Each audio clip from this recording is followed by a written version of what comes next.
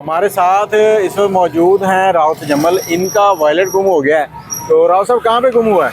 यार मैंने जो साहब पेट्रोल डलवाया न्याजी चौक से। उसके बाद हम जो न्याजी चौक वाला नया रोड बना ना उससे सीधा गए हैं 86-75 को 10-15 मिनट रुके हैं। उसके बाद वापस आ गए हैं 86-75 से जो चाय फैक्ट्री वाला रोड है न्याजी चौक से नया रोड कौन सा बना है? वो जो नया रोड नहीं बना हुआ, छोटा रोड जाता है वो? हाँ जी, जो छोटा रोड 84 में से गुजर के 84 के ऊपर से जो गुजर के फ्लाईओवर जो है, हाँ जी हाँ जी। फ्लाईओवर उसमें से गुजर के सीधा हम गए हैं 86-75 शॉर्टकट।